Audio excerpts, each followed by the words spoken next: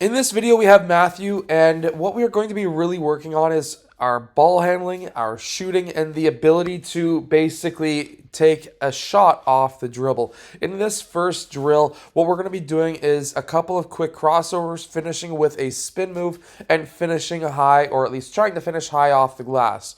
We're also going to be trying to speed up our crossovers throughout this video as well. And the thing with players with longer arms is sometimes they just can't dribble the ball just as fast, but you can actually see that they can actually move the ball really smoothly, and they can transition from one crossover to another extremely smoothly as well. And that's what we really want to try and harness with players with longer arms. And that's what we're doing here. So these are great drills that you can run. This is just a quick crossover, another quick crossover with one dribble in between, and a spin move. Obviously, whatever you do to one side, you want to do with the other as well. Now, when it comes to that spin move, watch how he plants his foot.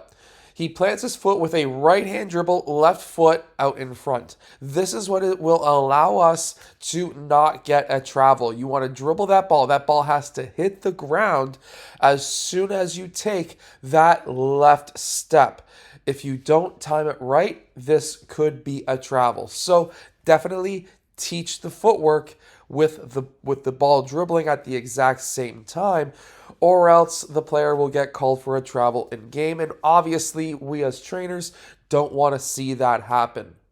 Now, in this next drill, we're going to be doing quick crossovers with no dribbling in between. So what this is going to really try and help is the ability to transition from one crossover to another quicker, so that now we don't have the slowness of one dribble in between. Sometimes you need to be able to change directions quickly, and being able to practice that without a defender at first and then later on with a defender trying to reach in can actually be hugely beneficial for a player. So definitely try this. Now, if they cannot do this drill without a dribble in the middle, start with a dribble in between each crossovers, and then try to transition into not having a dribble at all in between each crossover. Again, this is going to help us transition and really dribble in tight locations or in tight spots while we are in game. And then obviously finishing with two long steps to get to the basket. We want to be able to attack the basket with the fewest amount of dribbles possible, and that's what we're actually learning in this next drill. We're learning some ball control, going over top of that hurdle, and then taking two long steps towards the basket, and finishing with our left leg and right hand, because now in game we are not always going to have the same and so-called perfect layup abilities in games. Sometimes you're going to have to come off of a different leg on the wrong side, and this is something that every player needs to learn how to do. You need to be able to finish with your left hand or your right hand on either side of the basket, and being able to finish with either your left foot or your right foot, again, on either side of the basket. This is extremely important because in game, you're not always going to be faced with the exact same situation.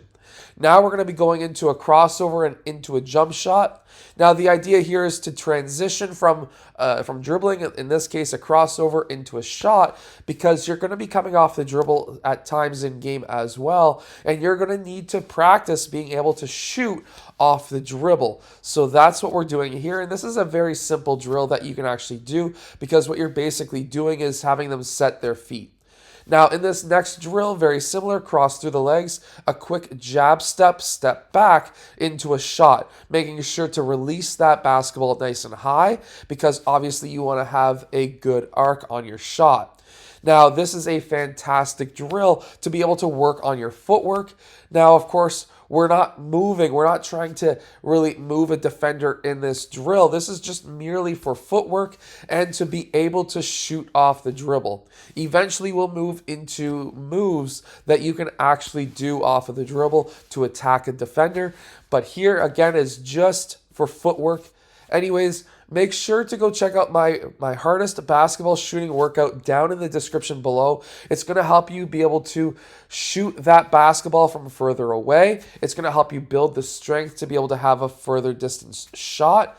And you can even incorporate these drills into your training as well. So I hope that you've enjoyed today's video. If you have, hit that like button, subscribe, and I'll see you guys again next time.